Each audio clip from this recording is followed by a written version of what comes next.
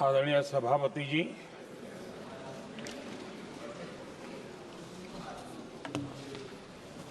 आदरणीय राष्ट्रपति जी के संबोधन पर आभार प्रकट करने के लिए मैं उपस्थित हुआ हूं। कल और आज, कल तो रात देर तक सभी माननीय सांसदों ने अपने विचारों से इस आभार प्रस्ताव को समृद्ध किया। कई माननीय अनुभवी सांसदों ने भी अपने विचार प्रकट किए और स्वाभाविक है कि लोकतंत्र की परंपरा भी है, जहां आवश्यकता था वहां प्रशंसा हुई, जहां परेशानी थी वहां कुछ नकारात्मक बातें भी हुई, लेकिन ये बहुत स्वाभाविक है। अध्यक्ष जी, मेरे लिए बहुत बड़ा सौभाग्य है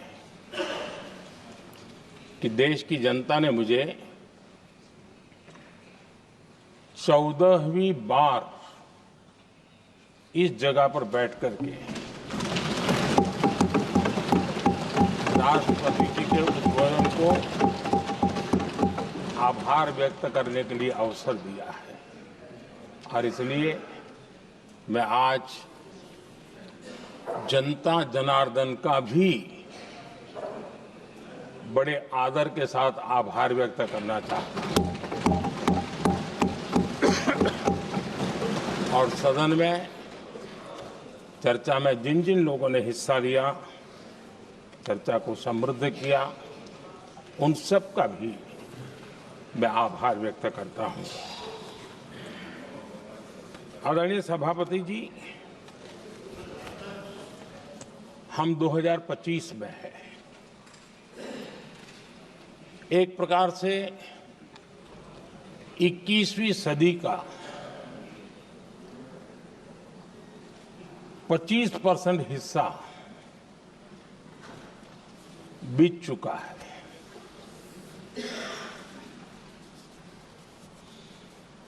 समय तय करेगा 20वीं सदी के आजादी के बाद और 21वीं सदी के प्रथम 25 साल में क्या हुआ, कैसा हुआ।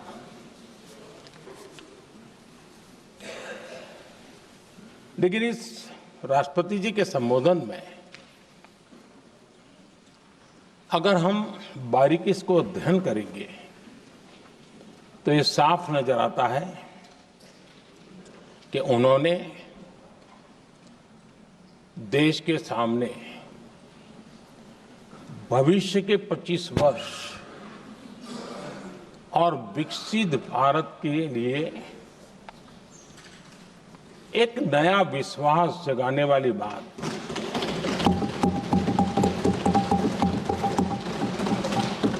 एक प्रकार से आदरणीय राष्ट्रपति जी का ये उद्बोधन विकसित भारत के संकल्प को मजबूती देने वाला है, नया विश्वास पैदा करने वाला है और जन सामान्य को प्रेरित करने वाला है। आदरणीय सभापति जी, सारे अध्ययन बार बार ये कह चुके हैं कि गत 10 वर्ष में देश की जनता ने हमें सेवा करने का मौका दिया। 25 करोड़ देशवासी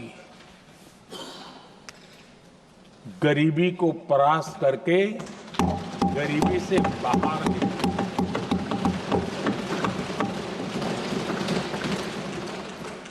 आदरणीय सभापति जी, 5 दशक तक गरीबी हटाओ के नारे सुने हो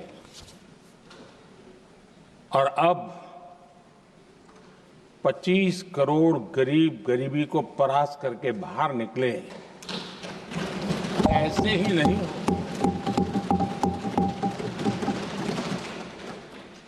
योजनाबद्ध तरीके से, समर्पित भाव से, अपनेपन की पूरी संवेदनशीलता के साथ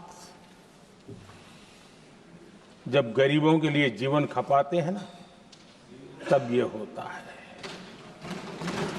आदरणीय सभापति जी,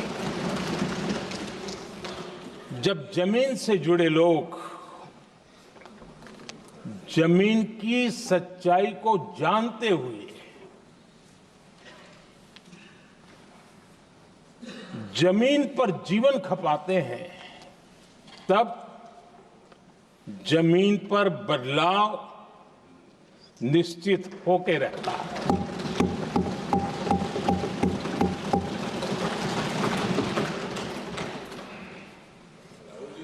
आदरणीय सभापति जी, हमने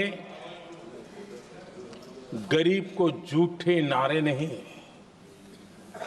हमने सच्चा विकास दिया।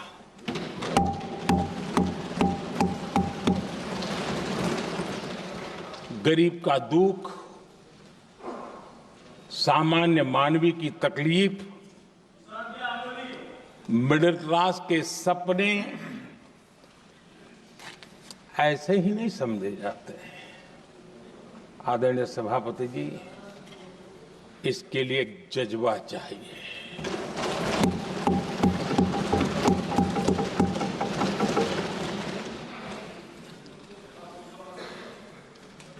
और मुझे दुख के साथ कहना है कि कुछ लोगों में ये है ही नहीं।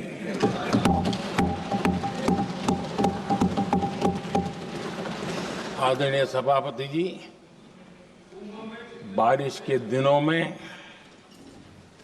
कच्ची छत, फुसकी, प्लास्टिक की चादर वाली छत, उससे नीचे जीवन गुजारना कितना मुश्किल होता है। पल पल सपने रौंद दिए जाते हैं, ऐसे पल होते हैं, ये हर कोई नहीं समझ सकता। आदरणीय सभापति जी, अब तक गरीबों को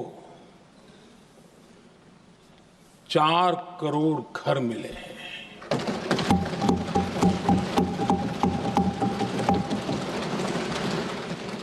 जिसने उस जिंदगी को जिया है ना, उसे समझ होती है कि पक्की छत वाला घर मिलने का मतलब क्या होता है। आदरणीय सभापति जी, एक महिला जब खुले में शौच जाने के लिए मजबूर हो जाती है,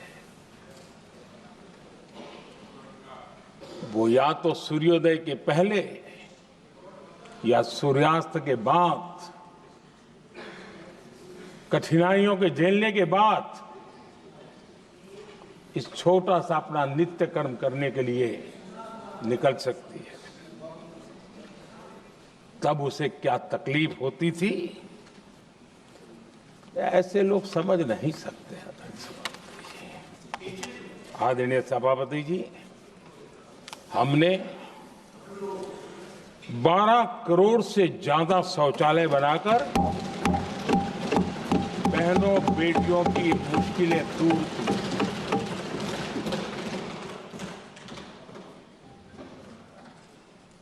आदरणीय सभापति जी, आजकल मीडिया में ज्यादा ही चर्चा हो रही है, सोशल मीडिया में और अधिक हो रही है। कुछ नेताओं का फोकस घरों में जकूजी पर, स्टाइलिश शावर्स पर लेकिन हमारा फोकस तो हर घर जल पहुंचाने पर है।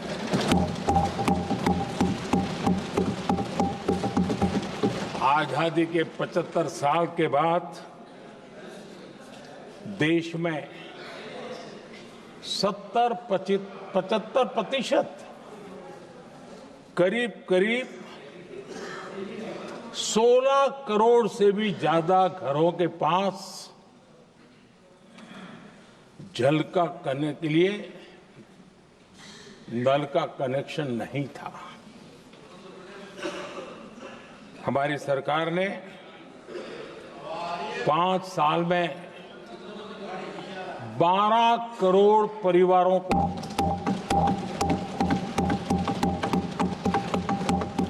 घरों में नल से जल देने का काम किया है और काम तेजी से आगे भी बढ़ रहा है। आदरणीय सभापति जी, हमने गरीबों के लिए इतना काम किया और इसके कारण आदरणीय राष्ट्रपति जी ने अपने अभिभाषण में इसका विस्तार से वर्णन किया है। जो लोग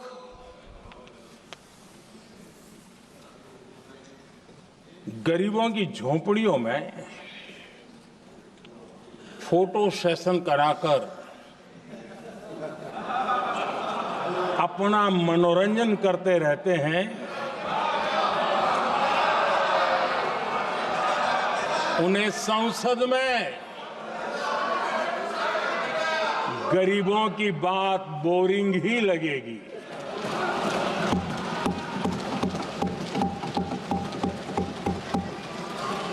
आदरणीय सभापति जी, मैं उनका गुस्सा समझ सकता हूं।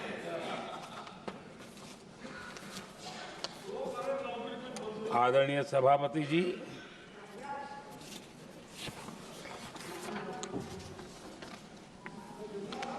समस्या की पहचान करना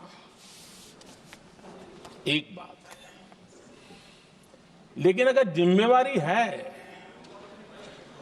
तो समस्या की पहचान कर करके छूट नहीं सकते।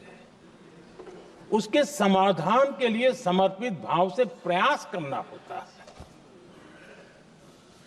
हमने देखा है और पिछले 10 साल के हमारे काम को देखा होगा और राष्ट्रपति जी के अभिभाषण में भी देखा होगा। हमारा प्रयास समस्या की समाधान का रहता है और हम समर्पित भाव से प्रयास करते हैं।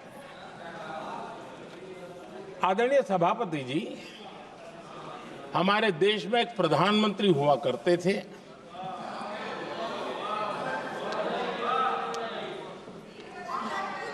उनको मिस्टर क्लीन करने कहने की एक फैशन हो गई थी। उस प्रधानमंत्री जी को मिस्टर क्लीन कहने की फैशन हो गई थी। उन्होंने एक समस्या को पहचाना था और उन्होंने कहा था कि दिल्ली से 1 रुपया निकलता है तो गांव में 15 पैसा पहुंचता है। अब उस समय तो पंचायत से लेकर पार्लियामेंट तक एक ही पार्टी का राज था।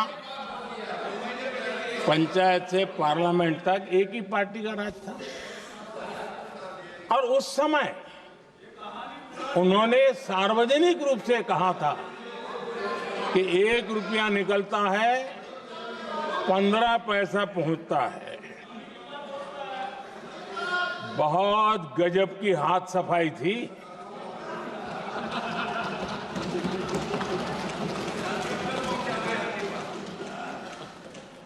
पंद्रह पैसा किसके पास जाता था, ये देश का सामान्य मानवी भी आसानी से समझ सकता है।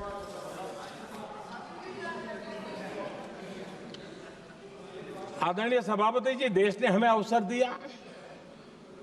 हमने समाधान खोजने का प्रयास किया। हमारा मॉडल है बचत भी विकास भी। जनता का पैसा जनता के लिए। हमने जनधन, आधार, मोबाइल की जेम ट्रिनिटी बनाई और डीबीटी से डायरेक्ट बेनिफिट ट्रांसफर ये देना शुरू किया। आदरणीय सभापति जी, हमारे कार्यकाल में हमने 40 लाख करोड़ रुपया सीधा जनता जनार्दन के खाते में जमा किया। आदरणीय सभापति जी, इस देश का दुर्भाग्य देखिए, सरकारें कैसी चलाई गई, किसके लिए चलाई गई। माननीय सदस्य, मैं सबसे आपसे आग्रह कर रहा हूं, आप सदन की गरिमा बनाए रखें। बैठे बैठे कोई माननीय सदस्य टिप्पणी नहीं करे, उचित नहीं है, ये गलत तरीका है आपका। ये सदन की मर्यादा नहीं है आपकी। आप प्रोटेक्ट करना चाहते हो उनको इस तरीके से, गलत तरीका, ये गलत तरीका है।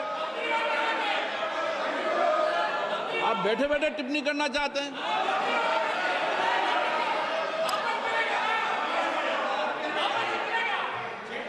आदरणीय सभापति जी,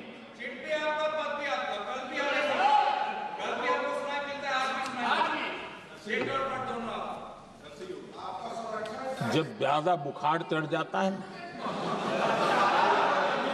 तब लोग कुछ भी बोलते हैं, लेकिन इसके साथ साथ ज्यादा हताशा निराशा फैल जाती है तब भी बहुत कुछ बोलते हैं।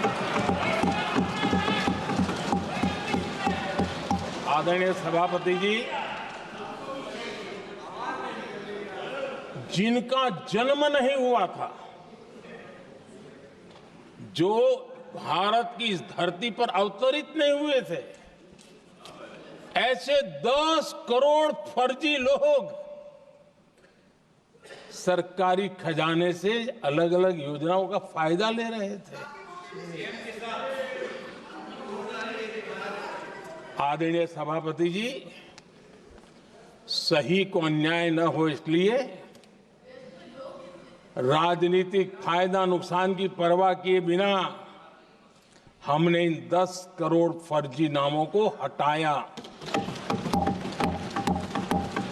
और असली लाभार्थियों को खोज करके उन तक मदद पहुंचाने का अभियान चलाया।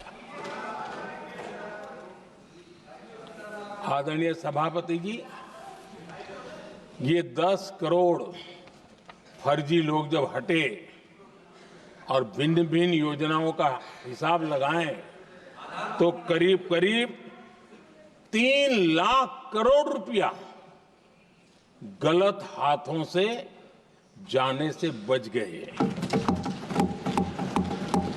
मैं हाथ किसका था ये नहीं कह रहा हूं, गलत हाथों से। आदरणीय सभापति जी,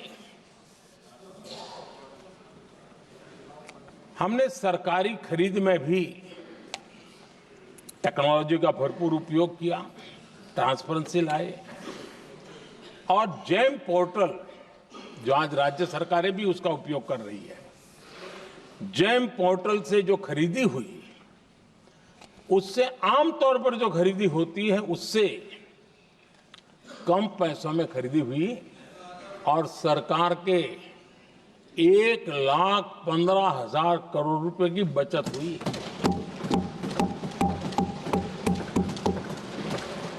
आदरणीय सभापति जी, हमारी स्वच्छता अभियान का बहुत मजाक उड़ाया गया, ऐसा जैसे हमने कोई पाप कर दिया, कोई गलती कर दी। न जाने क्या क्या कहा जाता था। लेकिन आज मुझे संतोष से कहना है कि इन सफाई के कारण हाल के वर्षों में सिर्फ सरकारी दफ्तरों से जो कबाड़ बेचा गया ना, उसमें 2300 करोड़ रुपया सरकार को मिले हैं।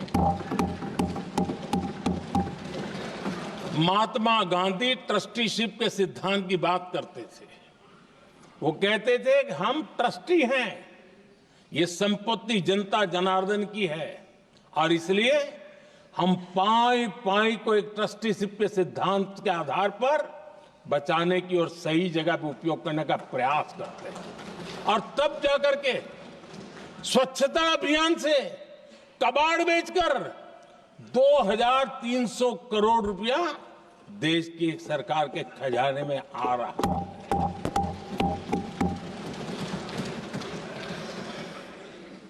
आदरणीय सभापति जी, हमने एक महत्वपूर्ण निर्णय लिया इथेनॉल ब्लेंडिंग का। हम जानते हैं हम एनर्जी इंडिपेंडेंट नहीं है, हमें बाहर से लाना पड़ता है। जब इथेनॉल ब्लेंडिंग किया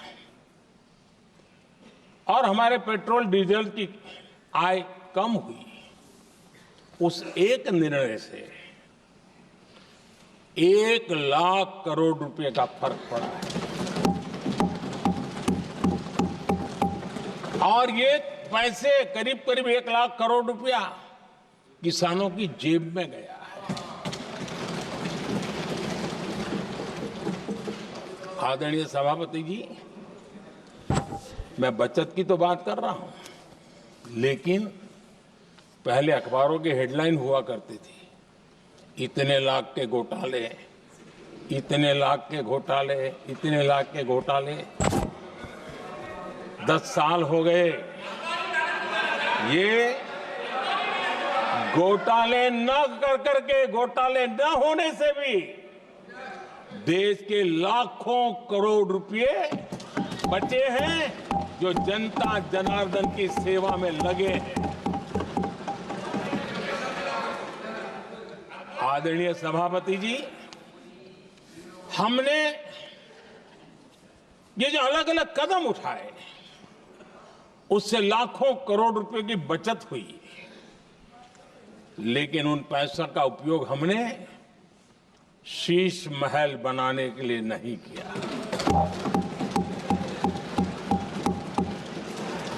इसका उपयोग हमने देश बनाने के लिए किया है। इंफ्रास्ट्रक्चर का बजट 10 साल पहले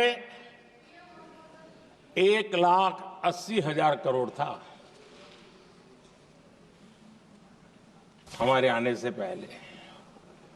आदरणीय सभापति जी, आज 11 लाख करोड़ रुपया इंफ्रास्ट्रक्चर का बजट,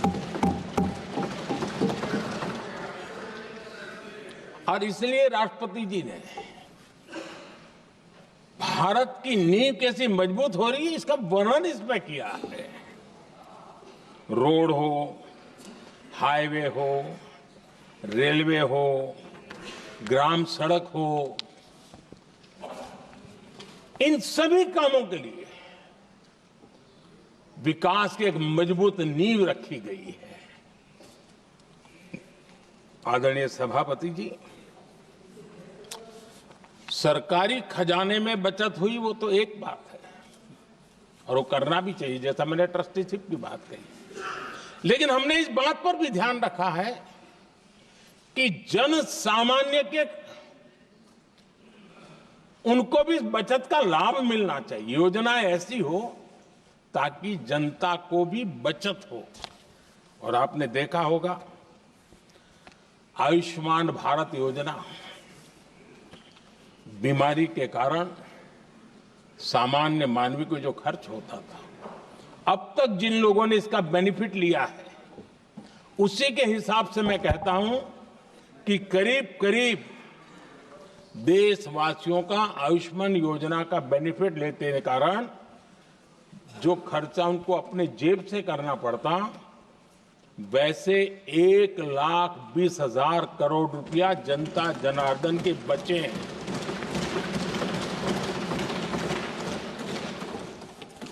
ये आवश्यक है कि अब जैसे जन औषधि केंद्र, आज मध्यम वर्ग के परिवार में 60-70 साल उम्र के परिवार के स्वजन हो तो स्वाभाविक है कोई न कोई बीमारी आ ही जाती है, दवाई का खर्चा भी होता है, दवाएं महंगी भी होती है। हमने जब से जन औषधि केंद्र खोले हैं जिसमें 80% डिस्काउंट होता है, और उसके कारण जिन परिवारों ने इन जन औषधि केंद्रों से दवाइयां ली हैं उनके करीब करीब 30,000 करोड़ रुपए दवाई को खर्चा बचा।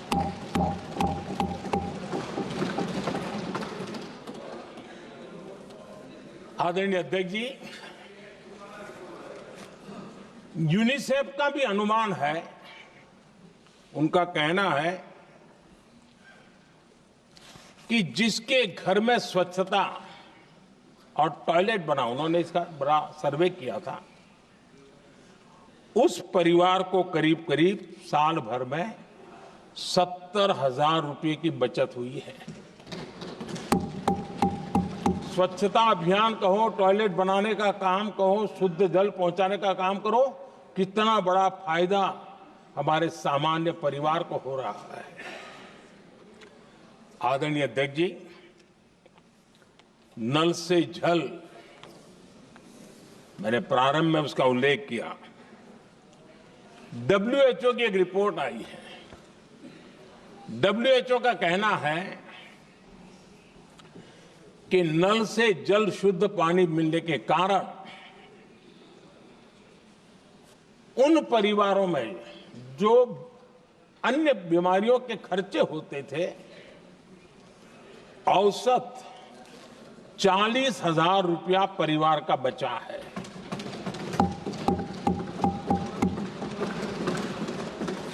मैं ज्यादा गिन नहीं रहा हूं, लेकिन ऐसी अनेक योजना है जिन योजनाओं ने सामान्य मानवीय के खर्च में बचत की है। आदरणीय सभापति जी, करोड़ों देशवासियों को मुफ्त अनाज, उसके भी उस परिवार के हजारों रुपये बचते हैं। PM सूर्यघर मुफ्त बिजली योजना, जहां जहां ये योजना लागू हुई, इन परिवारों को औसतन साल भर के 25 से 30,000 रुपये बिजली की बचत हो, पैसों में बचत हो रही है, खर्च में बचत हो रही है। और अगर ज्यादा बिजली है तो बेच करके कमाई कर रहा है वो अलग, यानी सामान्य मानवीय की बचत भी। हमने LED बल्ब का एक अभियान चलाया था। आपको मालूम है कि हमारे आने से पहले LED बल्ब 400 रुपये में बिकते थे। हमने इतना अभियान चलाया, उसकी कीमत 40 रुपये हो गई। और LED बल्ब के कारण बिजली की भी बचत हुई और उजाला भी ज्यादा मिला, और उसमें देशवासियों के करीब 20,000 करोड़ रुपए बचे हैं। आदरणीय सभापति जी, जिन किसानों ने सॉइल हेल्थ कार्ड का वैज्ञानिक तरीके से उपयोग किया है, उनको बहुत फायदा हुआ है, और ऐसे किसानों को प्रति एकड़ 30,000 रुपए की बचत हुई है। आदरणीय अध्यक्ष जी, बीते 10 साल में इनकम टैक्स को कम करके भी हमने मिडिल क्लास की बचत को बढ़ाने का काम किया है। आदरणीय अध्यक्ष जी, 2014 के पहले ऐसे बम गोले फेंके गए, बंदूक की ऐसी गोलियां चलाई गई कि देशवासियों का जीवन छलनी कर दिया गया था। हमने धीरे धीरे उन घावों को भरते भरते आगे बढ़े। 2 लाख करोड़ रुपया 2 लाख रुपया 2013-14 में 2 लाख रुपये, सिर्फ 2 लाख रुपये उस पर इनकम टैक्स माफी थी। और आज 12 लाख रुपये संपूर्ण रूप से इनकम टैक्स से मुक्ति। और हमने बीच के कालखंड में भी 14 में भी, 17 में भी, 19 में भी, 23 में भी हम लगातार ये करते आए, घाव भरते गए।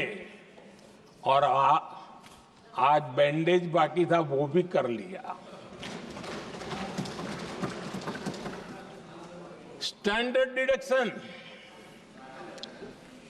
उसके अगर 75,000 जोड़ दें तो 1 अप्रैल के बाद देश में जो सैलरीड क्लास हैं उनके 13.25 लाख रुपए पर तक कोई इनकम टैक्स नहीं देना पड़ेगा।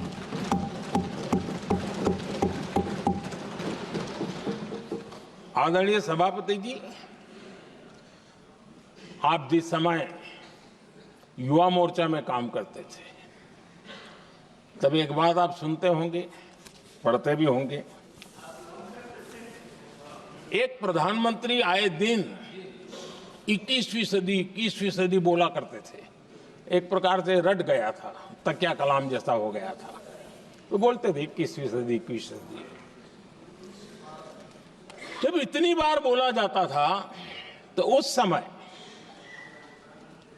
टाइम्स ऑफ इंडिया में आर.के. लक्ष्मण ने एक बड़ा शानदार कार्टून बनाया था।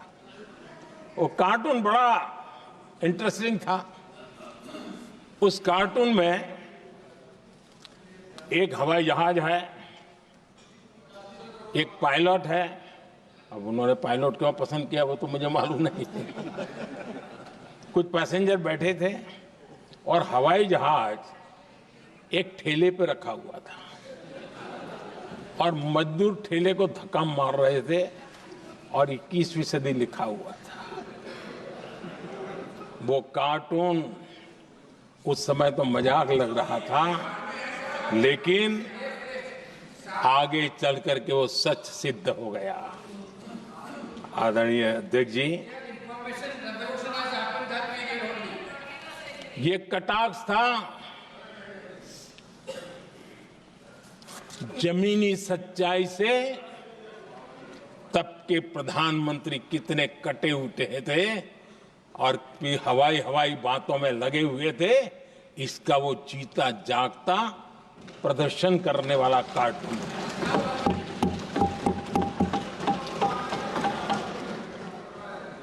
आदरणीय अध्यक्ष जी, जिन्होंने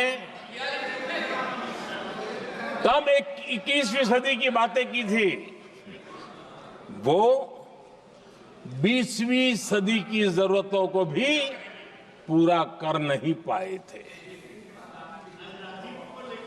आदरणीय अध्यक्ष जी, आज जब मैं देखता हूं, पिछले 10 साल से सारी बीतों को बारीकी से देखने का अवसर मिला है, तो मुझे बड़ा दर्द होता है। हम 40-50 साल लेट हैं, जो काम 40-50 साल पहले हो जाने चाहिए थे। और इसलिए ये साल जब 2014 से देश की जनता ने हमको सेवा का अवसर दिया, हमने ज्यादा से ज्यादा युवाओं पर फोकस किया। हमें युवाओं की आकांक्षाओं पर बल दिया। हमने युवाओं के लिए ज्यादा अवसर बनाए। हमने कई क्षेत्रों को खोल दिया और जिसके कारण हम देख रहे हैं देश के युवा अपने सामर्थ्य का परचम लहरा रहे हैं। देश में हमने स्पेस सेक्टर को खोल दिया, डिफेंस सेक्टर को खोला, सेमीकंडक्टर मिशन लेकर के आए, इनोवेशन को बढ़ावा देने के लिए अनेक नई योजनाओं को हमने आकार दिया। स्टार्टअप इंडिया इकोसिस्टम पूरा डेवलप किया और इस बजट में भी आदरणीय अध्यक्ष जी एक बहुत महत्वपूर्ण निर्णय हुआ है। 12 लाख की आय पर इनकम टैक्स की माफी, ये समाचार इतना बड़ा बन गया कि बहुत सी महत्वपूर्ण चीजों पर अभी भी कुछ लोगों का ध्यान नहीं गया है। वो महत्वपूर्ण निर्णय हुआ है, हमने न्यूक्लियर एनर्जी सेक्टर को ओपन कर दिया और इसके दूरगामी सकारात्मक प्रभाव और परिणाम देश को देखने के लिए मिलने वाले हैं। आदरणीय अध्यक्ष ji, AI, 3D printing, robotics, virtual reality की चर्चा हम तो गेमिंग का भी महात्मा क्या होता है इसके लिए भी प्रयास करने वाले लोगों में से। मैंने देश के नौजवानों से कहा है कि दुनिया का गेमिंग क्रिएशन का, क्रिएटिविटी वर्ल्ड का कैपिटल भारत क्यों न बने। और मैं देख रहा हूं बहुत तेजी से हमारे लोग काम कर रहे हैं।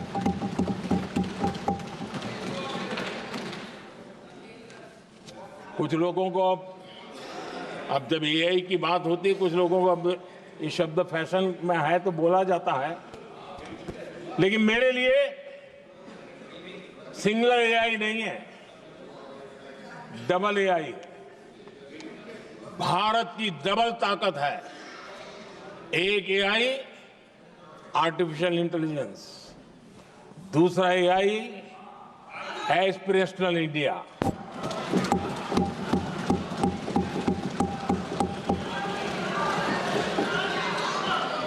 हमने स्कूलों में 10,000 टिंकरिंग लैब्स शुरू किए और आज उन टिंकरिंग लैब से निकले बच्चे रोबोटिक्स बना करके लोगों को चकित कर रहे हैं।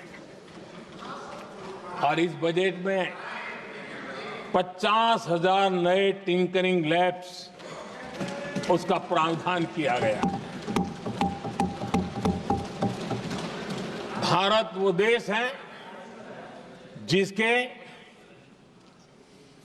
इंडिया एआई मिशन को लेकर के पूरी दुनिया बहुत आशावादी है और विश्व के एआई प्लेटफॉर्म में भारत की मौजूदगी एक महत्वपूर्ण स्थान प्राप्त कर चुकी है। आदरणीय अध्यक्ष जी, इस साल बजट में हमने डीप टेक के डोमेन को में इन्वेस्टमेंट की बात की है और डीप टेक मैं समझता हूं हमारे लिए तेज गति से आगे बढ़ने के लिए और 21वीं सदी पूरी तरह टेक्नोलॉजी ड्रिवन सेंचुरी है। ऐसे में हमारे लिए आवश्यक है कि भारत डीप टेक के क्षेत्र में बहुत तेजी से आगे बढ़े। आदरणीय अध्यक्ष जी, हम लगातार युवा भविष्य को ध्यान में रखते हुए काम कर रहे हैं, लेकिन कुछ दल हैं जो लगातार युवाओं के साथ धोखा कर रहे हैं, उन्हें धोखा दे रहे हैं। ये दल चुनाव के दरमियान ये भत्ता देंगे, वो भत्ता देंगे, वादा तो करते हैं लेकिन पूरा नहीं करते हैं। ये दल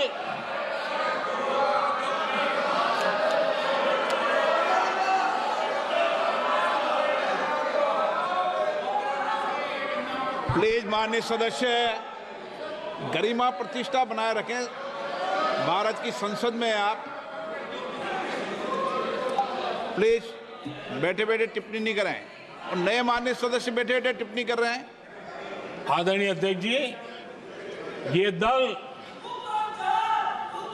युवाओं के भविष्य पर आपदा बनकर गिरे हुए हैं।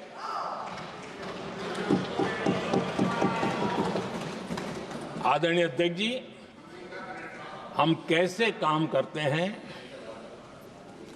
ये हरियाणा में अभी अभी देश ने देखा है। बिना खर्ची, बिना पर्ची नौकरी देने का वादा किया था, सरकार बनते ही नौकरी मिल गई नौजवानों को। हम जो कहते हैं उसी का परिणाम है। आदरणीय अध्यक्ष जी, हरियाणा में तीसरी बार भव्य विजय और हरियाणा में के इतिहास में तीसरी बार विजय, ये अपने आप में ऐतिहासिक घटना है। आदरणीय अध्यक्ष जी, महाराष्ट्र में भी ऐतिहासिक परिणाम, जनता जनार्दन के आशीर्वाद। महाराष्ट्र के इतिहास में सत्ता पक्ष के पास इतनी सीटें पहली बार, ये जनता जनार्दन के आशीर्वाद से हम करके आए हैं।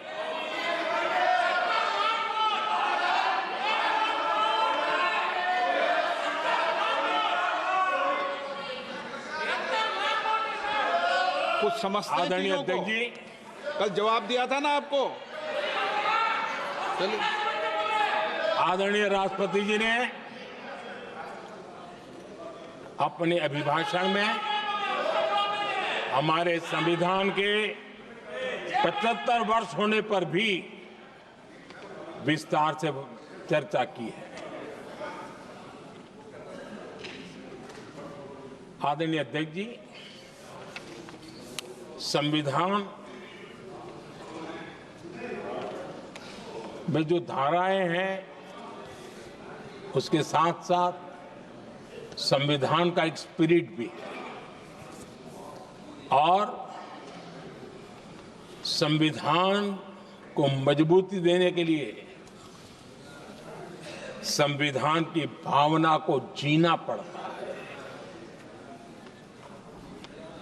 और मैं आज उदाहरणों के साथ बताना चाहता हूं। हम वो लोग हैं जो संविधान को जीते हैं।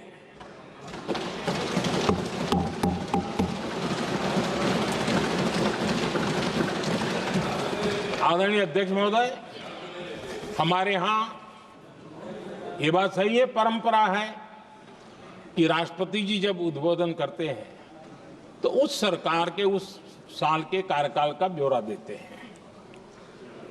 उसी प्रकार से राज्यों में गवर्नर का जो उद्बोधन होता है सदन में, वो उस राज्य के कार्यकलापों का ब्यौरा देते हैं। संविधान और लोकतंत्र का स्पिरिट क्या होता है? जब गुजरात के 50 वर्ष हुए,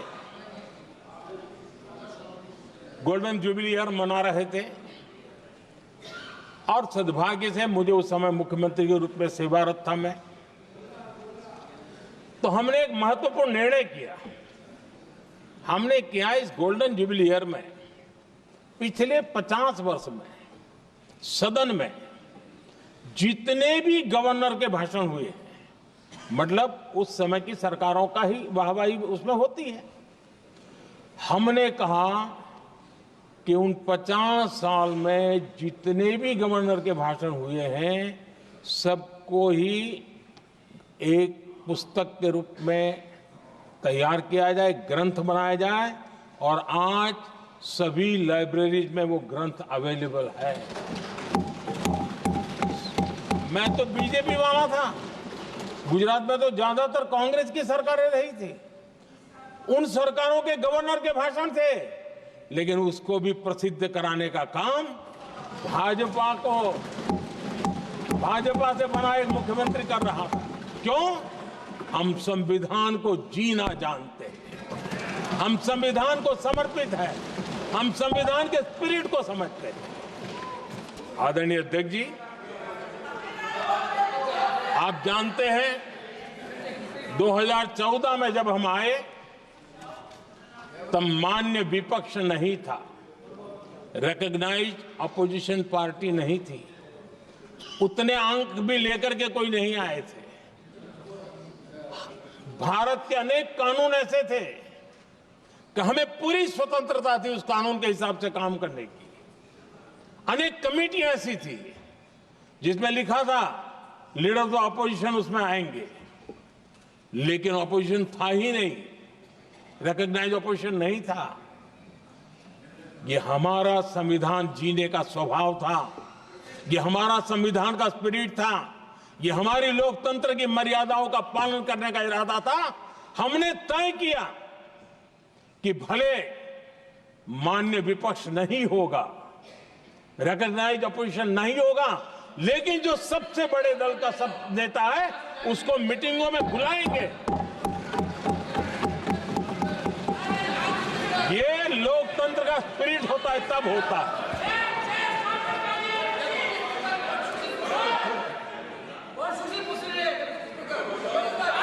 चुनाव आयोग की कमेटियां, आदरणीय अध्यक्ष जी, पहले तो प्रधानमंत्री फाइल करके निकालते थे।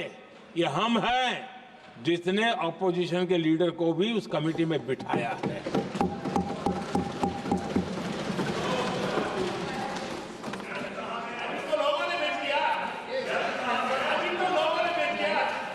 और हमने इसके लिए कानून भी बनाया और आज विधिवत रूप से इलेक्शन कमीशन बनेगा तो अपोजिशन लीडर भी उसके निर्णय की प्रक्रिया में हिस्सा होंगे। ये काम हम करते हैं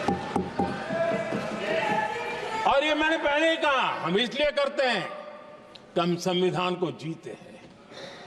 आदरणीय अध्यक्ष जी, दिल्ली में आपको कई स्थान ऐसे मिलेंगे जहां कुछ परिवारों ने अपने म्यूजियम बना करके रखे हुए हैं।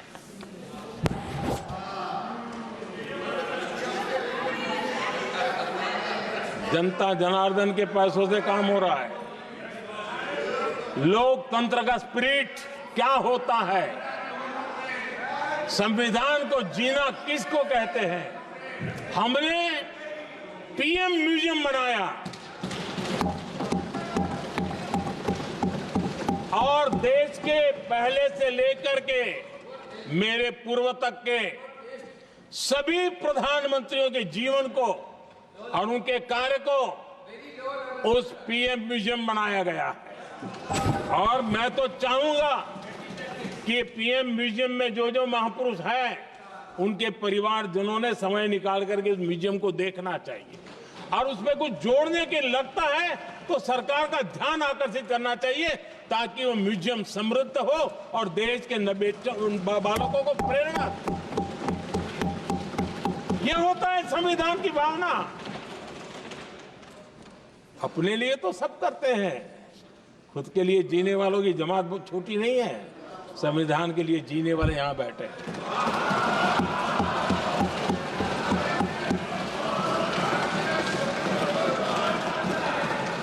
आदरणीय अध्यक्ष जी, जब सत्ता सेवा बन जाए तो राष्ट्र निर्माण होता है। जब सत्ता को विरासत बना दिया जाए तब लोकतंत्र खत्म हो जाता है।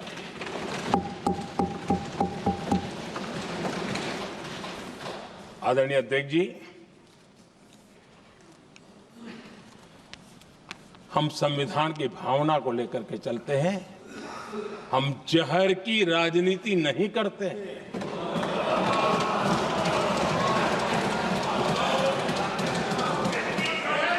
हम देश की एकता को सर्वोपरि रखते हैं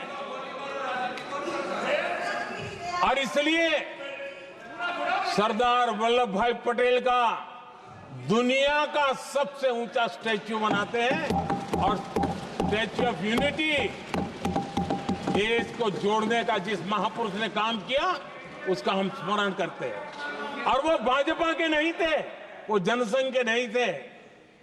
हम संविधान को जीते हैं, इसलिए इस सोच से आगे बढ़ते हैं।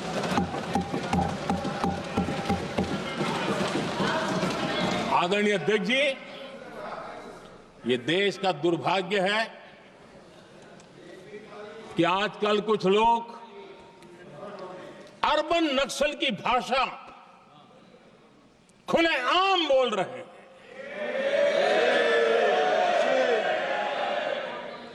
और अर्बन नक्सल जिन बातों को बोलते हैं, इंडियन स्टेट के सामने मोर्चा लेना, ये अर्बन नक्सल की भाषा बोलने वाले इंडियन स्टेट के खिलाफ लड़ाई की घोषणा करने वाले न संविधान को समझ सकते हैं, न देश की एकता को समझ सकते हैं।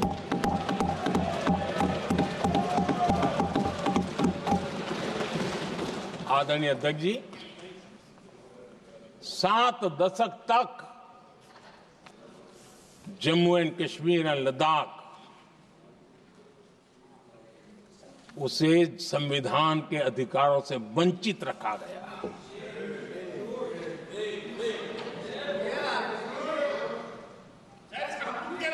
ये संविधान के साथ भी अन्याय था और जम्मू कश्मीर और लद्दाख के लोगों के साथ भी अन्याय था। हमने आर्टिकल 370 की दीवार गिरा दी। अब जम्मू कश्मीर और लद्दाख के उन राज्यों को, देशवासियों को जो अधिकार हैं, वो अधिकार उनको मिल रहे हैं। और संविधान का महात्म्य हम जानते हैं, संविधान की भावना को जीते हैं, इसलिए ऐसे मजबूत निर्णय भी हम करते हैं। आदरणीय अध्यक्ष जी, हमारा संविधान हमें भेदभाव करने का अधिकार नहीं देता है। जो लोग संविधान को जेब में लेकर के जीते हैं, उनको पता नहीं है कि आपने मुस्लिम महिलाओं को कैसी मुसीबतों में जीने के लिए मजबूर कर दिया था। हमने ट्रिपल तलाक का खात्मा कर करके संविधान की भावना के अनुरूप मुस्लिम बेटियों को हक देने का काम किया है, समानता का अधिकार दिया है।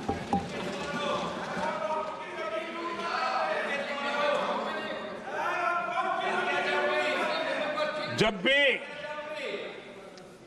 देश में एनडीए की सरकार रही है, हमने एक लंबे विजन के साथ काम किया है। पता नहीं देश को बांटने के लिए किस किस प्रकार की भाषाओं का प्रयोग किया जा रहा है। हताशा, निराशा पता नहीं उनको कहां तक ले जाएगी, लेकिन हमारी सोच कैसी है, एनडीए के साथी मिलकर के किस दिशा में सोचते हैं। हमारे लिए जो पीछे है, जो आखिरी है, और महात्मा गांधी जी ने जो कहा था, उसकी तरफ हमारा ध्यान ज्यादा है। और उसी का परिणाम है कि अगर हम मंत्रालयों की रचना करते हैं, तो भी मंत्रालय कौन सा बनाते हैं? पूर्वोत्तर के लिए अलग मंत्रालय बनाते हैं।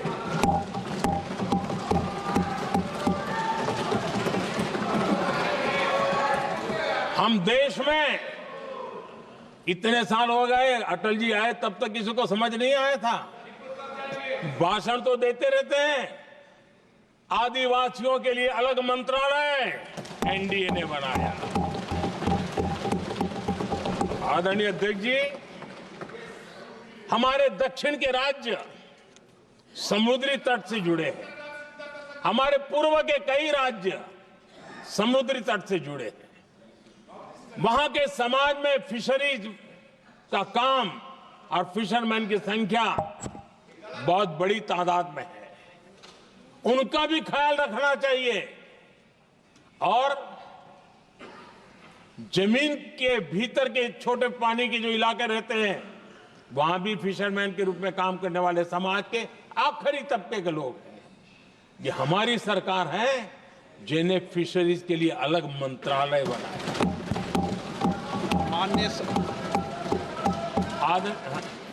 माननीय सदस्यों, अगर सभा की सहमति हो तो सभा की कार्रवाई इस विषय की समाप्ति तक बढ़ा दी जाए। माननीय प्रधानमंत्री जी। आदरणीय अध्यक्ष जी, समाज के दबे कुचले वंचित लोग, इनके अंदर एक सामर्थ्य होता है। अगर स्किल डेवलपमेंट पर बल दिया जाए तो उनके लिए नए अवसर बन सकते हैं, उनकी आशा आकांक्षा के अनुरूप जिंदगी बना सकते हैं। और इसलिए हमने अलग स्किल मंत्रालय बनाया। आदरणीय अध्यक्ष जी, देश में लोकतंत्र का पहला धर्म होता है कि हम सत्ता को सामान्य से सामान्य नागरिक तक उसका अवसर मिले। और इस बात को ध्यान में रखते हुए भारत के कोऑपरेटिव सेक्टर को और समृद्ध बनाने के लिए और तंदुरुस्त बनाने के लिए देश के करोड़ों लोगों को जोड़ने का उसमें अवसर है। अनेक क्षेत्रों में कोऑपरेटिव मूवमेंट को बढ़ाया जा सकता है और उसको ध्यान में रखते हुए हमने अलग कोऑपरेटिव मंत्रालय बनाया। विजन क्या होता है ये यहां पता चलता है। आदरणीय अध्यक्ष जी, जाति की बातें करना कुछ लोगों के लिए फैशन बन गई है। पिछले 30 साल से सदन में आने वाले ओबीसी समाज के सांसद दलों के भेदभाव से ऊपर उठ करके एक होकर के 30-35 साल से मांग कर रहे थे कि ओबीसी कमीशन को संवैधानिक दर्जा दिया जाए। जिन लोगों को आज जातिवाद में मलाई दिखती है उनको उस समय ओबीसी समाज की याद नहीं आई। ये हम हैं जिन्होंने ओबीसी समाज को संवैधानिक दर्जा दिया। पिछड़ा वर्ग आयोग आज संवैधानिक व्यवस्था में जो है। आदरणीय अध्यक्ष जी, हर सेक्टर में एससी, एसटी, ओबीसी को ज्यादा से ज्यादा अवसर मिले, उस दिशा में हमने बहुत मजबूती के साथ काम किया है। मैं आज इस सदन के माध्यम से देशवासियों को उनके सामने एक अहम सवाल रखना चाहता हूं। और अध्यक्ष महोदय, जरूर देशवासी मेरे इस सवाल पर चिंतन भी करेंगे और चौराहे पर चर्चा भी करेंगे। कोई मुझे बताएं, क्या एक ही समय में संसद में एससी वर्ग के एक ही परिवार के 3 सांसद कभी हुए हैं क्या? एससी वर्ग के एक ही परिवार के 3 सांसद कभी भी हुए क्या?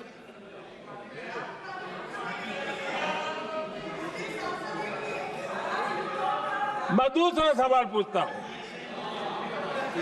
कोई मुझे बताए कि एक ही कालखंड में एक ही समय में संसद में एसटी वर्ग के एक ही परिवार के 3 एमपी हुए हैं क्या?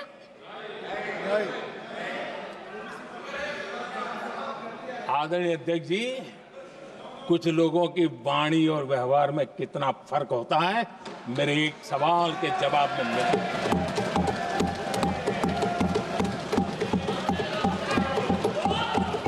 जमीन आसमान का अंतर होता है, रात दिन का अंतर होता है।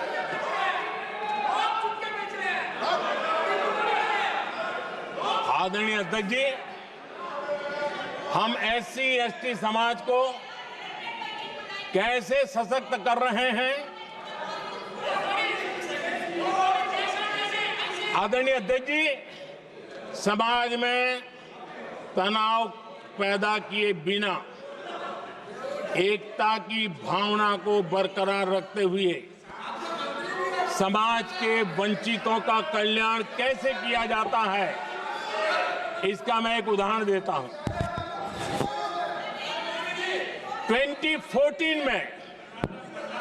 2014 में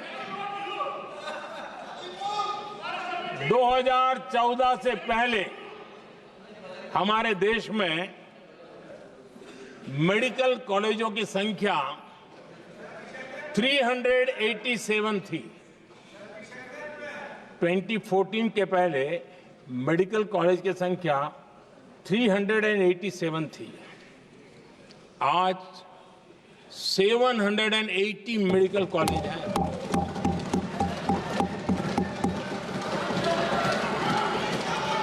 अब मेडिकल कॉलेज बड़े हैं तो सीटें भी बड़ी हैं। ये बहुत महत्वपूर्ण एंगल है आदरणीय अध्यक्ष जी, और इसलिए कॉलेजें बड़ी हैं, सीटें भी बड़ी हैं।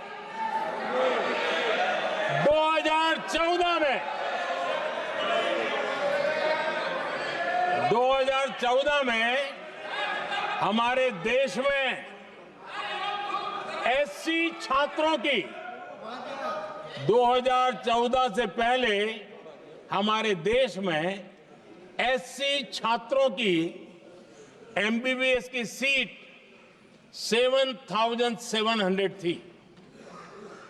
हमारे आने से पहले दलित समाज के हमारे 7,700 युवा डॉक्टर बनने की संभावना थी। 10 साल हमने काम किया, आज संख्या बढ़कर एससी समाज के 17,000 एमबीबीएस डॉक्टर की व्यवस्था की है। कहां 7,700 और कहां 17,000? अगर दलित समाज का कोई कल्याण का और समाज में तनाव लाए बिना एक दूसरे के सम्मान को बढ़ाते हुए, आदरणीय अध्यक्ष जी, 2014 के पहले एसटी छात्रों के लिए एमबीबीएस की सीटें 3,800 थी। आज ये संख्या बढ़कर लगभग 9,000 हो गई है।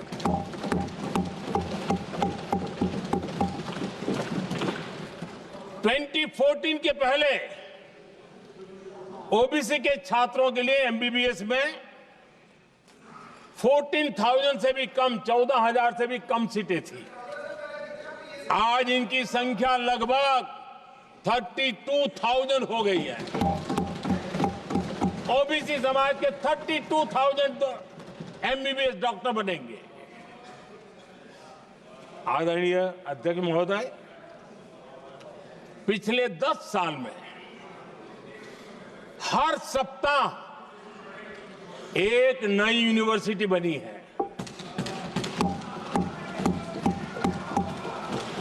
हर दिन एक नई आईटीआई बनी है। हर 2 दिन में एक नया कॉलेज खुला है।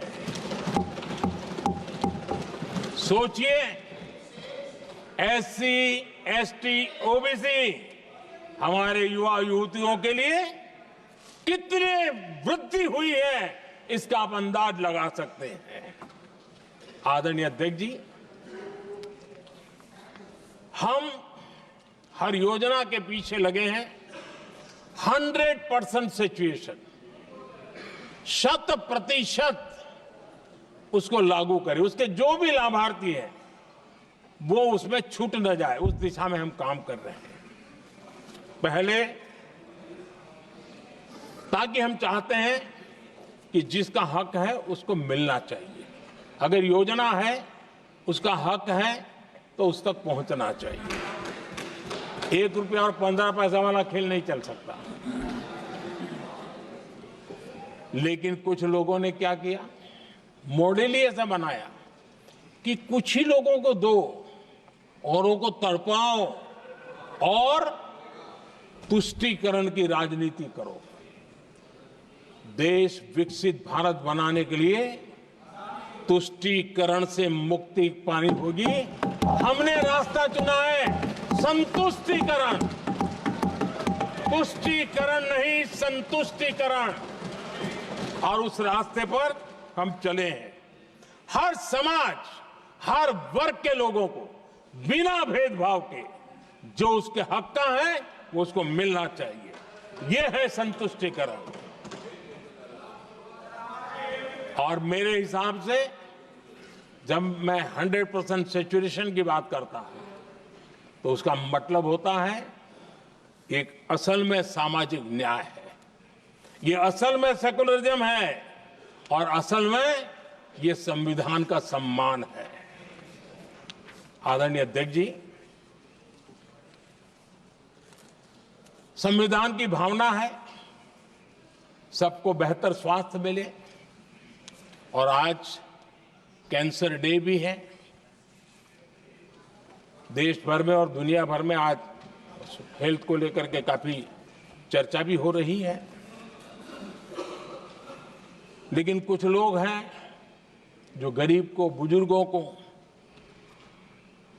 आरोग्य की सेवाएं देने मिले उसमें अड़ंगे डाल रहे हैं, और वो भी अपने राजनीतिक स्वार्थ के कारण। आज आयुष्मान से देश के 30,000 अस्पताल जुड़े हैं और अच्छे स्पेशलाइज्ड प्राइवेट अस्पताल जुड़े हैं, जहां आयुष्मान कार्ड वाले को मुफ्त इलाज मिलता है। लेकिन कुछ राजनीतिक दलों ने अपने संकुचित मानस के कारण, कुनीतियों के कारण गरीबों के लिए इन अस्पतालों के दरवाजे बंद करके रखे हुए हैं, और इसका नुकसान कैंसर के मरीजों को उठाना पड़ा है। पिछले दिनों पब्लिक हेल्थ जर्नल लैंसेट की स्टडी आई है। उसका कहना है कि आयुष्मान योजना से समय पर कैंसर का इलाज शुरू हो रहा है। सरकार कैंसर की जांच कराने के संबंध में बहुत ही गंभीर है, क्योंकि जितना जल्दी जांच हो, जितना जल्दी ट्रीटमेंट शुरू हो, हम कैंसर पेशेंट को बचा सकते हैं। और लैंसेट ने आयुष्मान योजना को क्रेडिट देते हुए कहा है कि भारत में इस दिशा में बहुत बड़ा काम हुआ है। आदरणीय अध्यक्ष जी, इस बजट में भी हमने कैंसर की दवाइयों को सस्ते करने की दिशा में बहुत बड़ा महत्वपूर्ण कदम उठाया। इतना ही नहीं, एक महत्वपूर्ण जो निर्णय लिया है वो आने वाले दिनों में, और जब आज कैंसर डे है तो मैं जरूर कहना चाहूंगा सभी माननीय सांसद इसका लाभ ले सकते हैं अपने इलाके के ऐसे मरीजों के लिए। और वो है मरीजों को, आप जानते हैं अस्पताल उतने नहीं होने के कारण भी काफी दिक्कत रहती है बाहर से आने वाले पेशेंट को। 200 डे केयर सेंटर बनाने का निर्णय इस बजट में किया गया। ये डे केयर सेंटर पेशेंट को भी, उसके परिवार को भी बहुत बड़ी राहत देने वाला काम करेगा। आदरणीय अध्यक्ष महोदय जी, राष्ट्रपति जी के भाषण की चर्चा के समय यहां विदेश नीति की भी चर्चा हुई और कुछ लोगों को लगता है जब तक फॉरेन पॉलिसी नहीं बोलते तब तक वो मैच्योर नहीं लगते, इसलिए उनको लगता है फॉरेन पॉलिसी तो बोलना चाहिए फिर भले ही देश का नुकसान हो जाए। मैं ऐसे लोगों को जरा कहना चाहता हूं, अगर उन्हें सच में फॉरेन पॉलिसी सब्जेक्ट में रुचि है और फॉरेन पॉलिसी को समझना है और आगे जाकर के कुछ करना भी है, ये मैं शशि जी के लिए नहीं कह रहा हूं तो मैं ऐसे लोगों को कहूंगा एक किताब जरूर पढ़े। हो सकता है उनको बहुत फिर कहां क्या बोलना उतनी समझ हो जाएगी। वो किताब का नाम है JF case forgotten crisis. JF Kennedy की बात है। JF केस फॉरगॉटन क्राइसिस नाम की किताब है। ये किताब एक प्रसिद्ध फॉरेन पॉलिसी स्कॉलर ने लिखी है और इसमें महत्वपूर्ण घटनाओं का जिक्र है। इस किताब में भारत के पहले प्रधानमंत्री और वो विदेश नीति को भी नेतृत्व करते थे।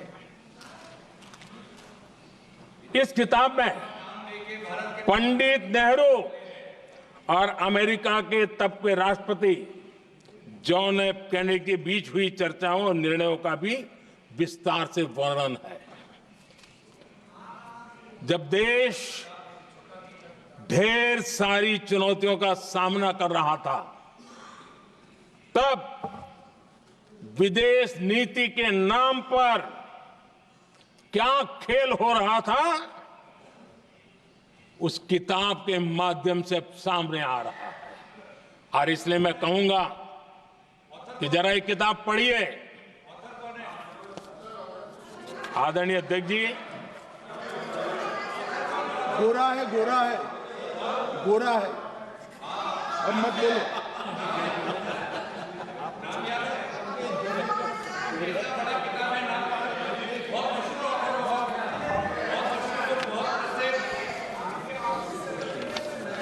आदरणीय अध्यक्ष जी, राष्ट्रपति जी के अभिभाषण के बाद एक महिला राष्ट्रपति जी एक गरीब परिवार की बेटी, उनका सम्मान न कर सके, आपकी मर्जी, लेकिन क्या क्या कहकर उनको अपमानित किया जा रहा है।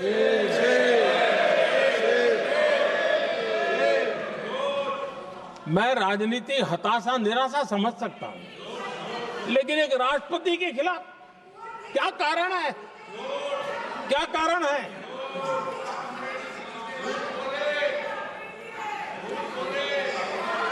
आदरणीय अध्यक्ष जी, आज भारत इस प्रकार की विकृत मानसिकता को छोड़ करके, उस सोच को छोड़ करके विमेन लेड डेवलपमेंट के मंत्र को लेकर के आगे बढ़ रहा है।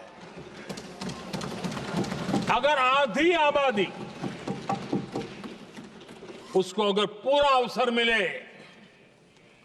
तो भारत 2 गुनी रफ्तार से आगे बढ़ सकता है, और ये मेरा विश्वास है।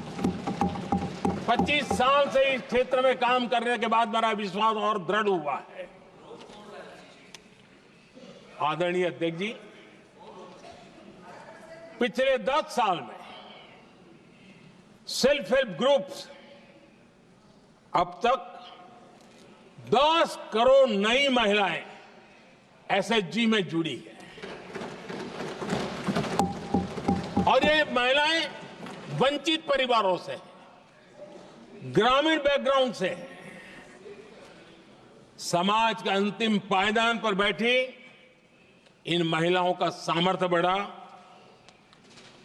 उनका सामाजिक स्तर भी ऊपर उठा और सरकार ने इनकी मदद 20 लाख रुपए तक बढ़ा दी है ताकि वो इस काम को आगे बढ़ा सके। उनकी कार्यक्षमता बढ़े, उसका स्केल बढ़े, उस दिशा में हम प्रयास कर रहे हैं और उसका आज ग्रामीण अर्थव्यवस्था पर बहुत ही सकारात्मक प्रभाव हो रहा है। आदरणीय अध्यक्ष जी, राष्ट्रपति जी ने अपने अभिभाषण में लखपति दीदी अभियान की चर्चा की है। हमारी नई सरकार तीसरी बार बनने के बाद अब तक जो जानकारियां रजिस्टर हुई है उस हिसाब से 50 लाख से ज्यादा लखपति दीदी की जानकारी हम तक पहुंची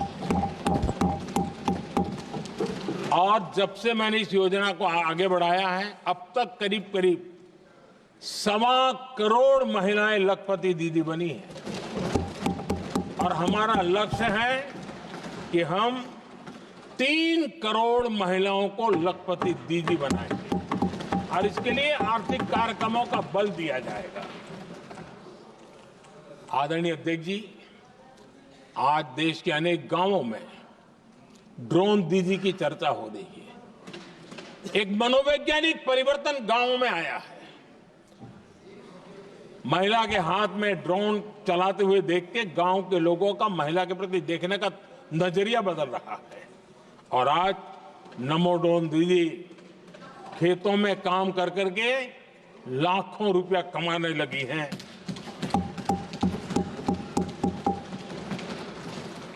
मुद्रा योजना भी नारी शक्ति के लिए उसके सशक्तिकरण की बहुत बड़ी भूमिका अदा कर रहा है। करोड़ों महिलाएं पहली बार मुद्रा योजना लेकर के उद्योग के अंदर अपने कदम रखे हैं और उद्योगपति की भूमिका में आई है। आदरणीय अध्यक्ष जी, 4 करोड़ परिवारों को जो घर दिए उसमें से करीब करीब 75% मकान ऐसे हैं जिसके मालिकाना हक महिलाओं को मिला है। आदरणीय अध्यक्ष जी, ये बदलाव 21वीं सदी के सशक्त भारत की नींव रख रहा है। आदरणीय अध्यक्ष जी, विकसित भारत का लक्ष्य ग्रामीण अर्थव्यवस्था उसको सशक्त बिना किए बिना हम विकसित भारत का निर्माण नहीं कर सकते और इसलिए रूरल इकोनॉमी के हर क्षेत्र को हमने स्पर्श करने का प्रयास किया है और हम जानते हैं रूरल इकोनॉमी में खेती किसानी का बहुत महत्व रहता है। विकसित भारत के 4 स्तंभों में हमारा किसान एक मजबूत स्तंभ है। बीते दशक में खेती के बजट में 10 गुना वृद्धि की गई है, 10 टाइम। 2014 के बाद की बात मैं बताता हूं और ये बहुत बड़ा जंप है। आदरणीय अध्यक्ष जी, आज जो लोग यहां किसान की बातें करते हैं, 2014 से पहले यूरिया मांगने पर लाठी पड़ती थी, रात रात कतारों में खड़ा रहना पड़ता था और वो जमाना था जब खाद किसानों के नाम पर निकलती थी लेकिन खेत में नहीं पहुंचती थी, कहीं और ही काले बाजारी में, और 1 रुपया 15 पैसा वाला हाथ की सफाई का खेल चलता था। आज किसान को पर्याप्त खाद मिल रही है। कोविड का महासंकट आया, सारी सप्लाई चेन डिस्टर्ब हो गई, दुनिया में अनाप शनाप दाम बढ़ गए और परिणाम ये हुआ कि क्योंकि हम यूरिया पर डिपेंडेंट हैं, हमें बाहर से लाना पड़ता है। आज भारत सरकार को जो बोरा यूरिया का 3000 रुपए में पड़ता है, सरकार ने वो झेला और किसान को 300 से भी कम कीमत पर दिया है, 300 रुपए से कम। किसान को ज्यादा से ज्यादा फायदा हो, इसके लिए लगातार हम काम कर रहे हैं। आदरणीय अध्यक्ष जी, किसानों को सस्ती खाद मिले, इस एक काम के लिए पिछले 10 साल में 12 लाख करोड़ रुपया खर्च किया गया है।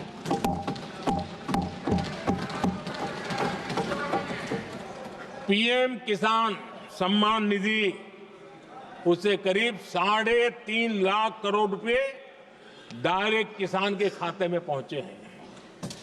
हमने रिकॉर्ड एमएसपी भी बढ़ाया और पहले की तुलना में बीते दशक में 3 गुना अधिक हमने खरीदी की है।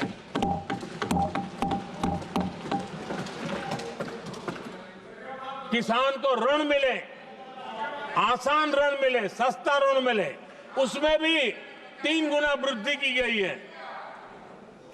पहले प्राकृतिक आपदा में किसान को अपने हाल पर छोड़ दिया जाता था। हमारे सेवा काल के दौरान पीएम फसल बीमा के तहत 2 लाख करोड़ रुपए किसानों को मिले हैं। आदरणीय अध्यक्ष महोदय, सिंचाई के लिए बीते दशक में अभूतपूर्व कदम उठा गए और जो लोग संविधान की बातें करते हैं उनको ज्यादा ज्ञान नहीं है, ये भी दुर्भाग्य है। बहुत कम लोगों को मालूम होगा कि हमारे देश में डॉक्टर बाबा साहब आम्बेडकर ने पानी की योजनाओं को लेकर इतना उनका विजन क्लियर था, इतना व्यापक था और इतना समावेशी था, जो आज भी हम लोगों को प्रेरणा देता है। और 100 से बड़ी सिंचाई परियोजना जो दशकों से लटकी हुई थी, हमने उसको पूरा करने का अभियान चलाया ताकि किसानों के खेत में पानी पहुंचे। बाबा साहब का विजन था नदियों को जोड़ने का। नदियों जोड़ने की वकालत बाबा साहब आम्बेडकर ने की थी, लेकिन सालों तक, दशकों दशक बीत गए, कुछ नहीं हुआ। आज हमने केन बेतवा लिंक प्रोजेक्ट और पार्वती काली सिंह चंबल लिंक प्रोजेक्ट पर काम शुरू कर दिया और मैं तो गुजरात में कई नदियों को इस प्रकार से जोड़ करके नदियों को जिंदा करने का काम करने का मेरा सफल अनुभव भी रहा है। आदरणीय अध्यक्ष महोदय, हर देशवासी का इस सपना होना चाहिए, हम सबका सपना होना चाहिए कि दुनिया के हर डाइनिंग टेबल पर made in India food packet क्यों न हो। आज मुझे खुशी होती है जब भारत की चाय, इसके साथ साथ अब हमारी कॉफी भी दुनिया में अपनी महक फैला रही है, बाजारों में धूम मचा रही है। इवन हमारा टर्मरिक कोविड के बाद सबसे ज्यादा मांग बढ़ी है। आदरणीय अध्यक्ष जी, आप जरूर देखेंगे आने वाले समय में हमारा प्रोसेस सी फूड, और जिसको लेकर कुछ लोगों को पता नहीं कब क्यों दर्द हुआ, बिहार का मखाना दुनिया में पहुंचने वाला है।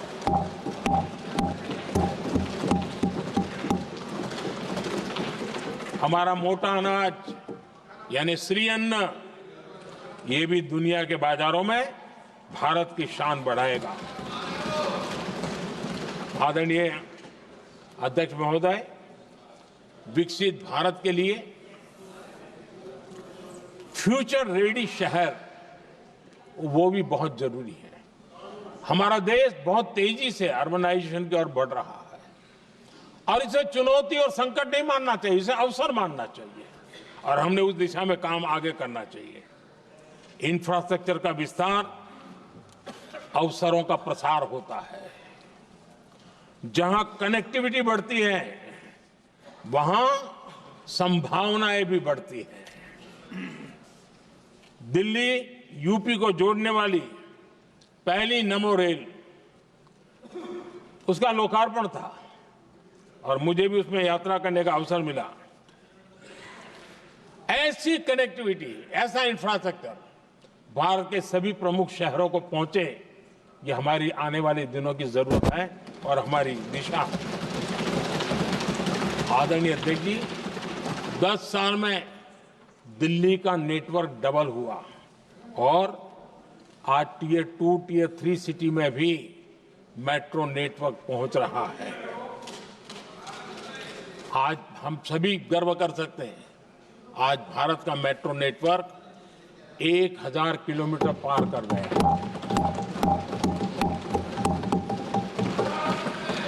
और इतना ही नहीं, वर्तमान में 1000 किलोमीटर और उस पर भी काम चल रहा है। यानी हम कितना तेजी से आगे बढ़ रहे हैं। आदरणीय अध्यक्ष जी, प्रदूषण को कम करने की दिशा में भी कई इनिशिएटिव भारत सरकार ने लिए हैं। 12,000 इलेक्ट्रिक बस हमने देश में दौड़ाना शुरू किया है और दिल्ली को भी बड़ी सेवा करी है, हमने दिल्ली को भी दिया है। आदरणीय अध्यक्ष जी, हमारे देश में एक नया अर्थव्यवस्था हमेशा समय समय पर इसका विस्तार होता रहता है। आज बड़े शहरों में गिग इकोनॉमी एक महत्वपूर्ण एरिया डेवलप हो रहा है। लाखों युवा इसमें जुड़ रहे हैं। हमने इस बजट में कहा है कि ई श्रम पोर्टल पर ऐसे गिग वर्कर अपनी रजिस्ट्री करवाएं और वेरिफिकेशन के बाद उनको इस न्यू एज सर्विस इकोनॉमी है उसको हम किस प्रकार से सहायता कर सकें और उनको एक आईडी कार्ड मिले ई श्रम पोर्टल पे आने के बाद। और हमने कहा है कि इन गिग वर्कर्स को आयुष्मान योजना का भी लाभ दिया जाएगा ताकि गिग वर्कर को एक सही दिशा में जाने की सुविधा मिलेगी। और एक अनुमान है कि आज देश में करीब करीब 1 करोड़ गिग वर्कर है और उस दिशा में भी हम काम कर रहे हैं। आदरणीय अध्यक्ष महोदय, एमएसएमई सेक्टर बहुत बड़ी मात्रा में जॉब के अवसर लेकर आता है और ये ऐसा क्षेत्र है कि जिसमें रोजगार की अपार संभावनाएं हैं। ये छोटे उद्योग आत्मनिर्भर भारत के प्रतीक है। देश की अर्थव्यवस्था में हमारा एमएसएमई सेक्टर बहुत बड़ा योगदान दे रहा है। हमारी नीति साफ है, एमएसएमई को सरलता, सहूलियत और संबल, एक ऐसा क्षेत्र है जिसमें रोजगार की संभावना है। और इस बार हमने मिशन मैन्युफैक्चरिंग उस पर बल दिया है और एक मिशन मोड में हम मैन्युफैक्चरिंग सेक्टर मतलब कि एमएसएमई को बल देना और एमएसएमई के माध्यम से अनेक नौजवानों को रोजगार देना और स्किल डेवलपमेंट से रोजगार के लिए नौजवानों को तैयार करना, ऐसे पूरी इकोसिस्टम को हम बल देते हुए आगे बढ़ रहे हैं। एमएसएमई सेक्टर में सुधार के लिए कई पहलुओं पर हमने काम शुरू किया है। एमएसएमई के लिए क्राइटेरिया 2006 में बनाया गया था, उसे अपडेट नहीं किया गया। पिछले 10 वर्षों में इस क्राइटेरिया में हमने 2 बार अपग्रेडेशन करने का प्रयास किया और इस बार एक बहुत बड़ा जंप लगाया है। पहली बार 2020 में, दूसरी बार इस बजट में हमने एमएसएमई को आगे बढ़ाने का प्रयास किया है। हर तरफ उनको आर्थिक सहायता दी जा रही है। एमएसएमई के सामने चुनौती फॉर्मल फाइनेंशियल रिसोर्सेज की कमी की रही है। कोविड के संकट के काल में एमएसएमई को एक विशेष बल दिया गया। हमने खिलौना उद्योग उसको एक विशेष बल दिया। हमने कपड़ा उद्योग को विशेष बल दिया, उनको कैश फ्लो की कमी नहीं होने दी और बिना किसी गारंटी को लोन दिया। हजारों उद्योगों में लाखों नौकरियों की संभावनाएं बनी और नौकरियां सुरक्षित भी हुई। छोटे उद्योग, उनके लिए customize credit card, credit guarantee coverage, उस दिशा में हमने कदम उठाए जिसके कारण वो अपने ईज ऑफ डूइंग बिजनेस को भी बढ़ावा मिले और वो गैर जरूरी नियमों को कम करने का कारण उनका एडमिनिस्ट्रेटिव बोझ जो रहता था, एक आध व्यक्ति को उनको काम पर पैसा देना पड़ता था, वो भी बंद कर दिया गया। एमएसएमई को बढ़ावा देने के लिए जो हमने नई नीतियां बनाई है, आपको खुशी होगी, एक समय था 2014 के पहले खिलौने जैसी चीजें हम इंपोर्ट करते थे। आज मैं गर्व से कह सकता हूं कि मेरे देश के खिलौने बनाने वाले छोटे उद्योग आज दुनिया के अंदर खिलौने एक्सपोर्ट हो रहे हैं।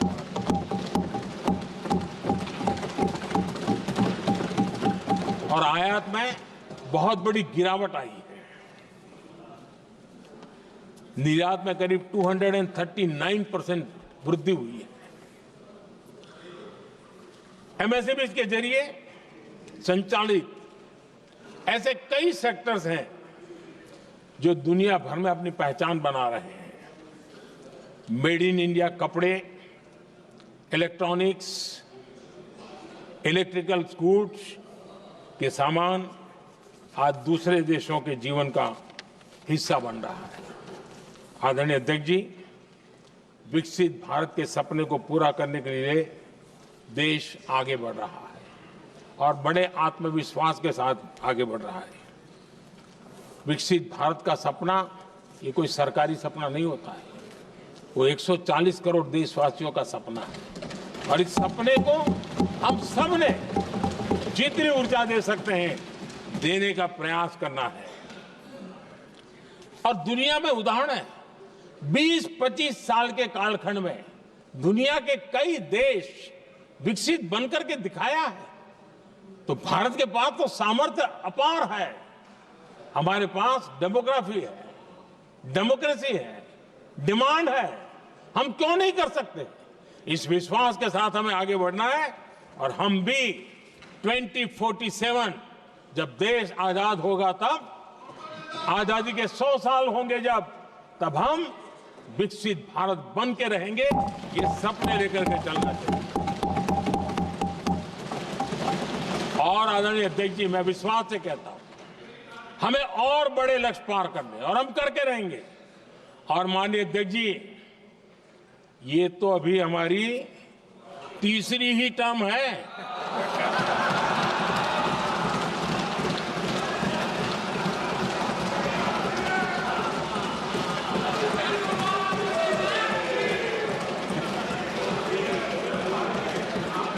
हम देश की आवश्यकता के अनुसार आधुनिक भारत बनाने के लिए, सक्षम भारत बनाने के लिए और विकसित भारत का संकल्प साकार करने के लिए हम आने वाले अनेक वर्षों तक जुटे रहने वाले हैं।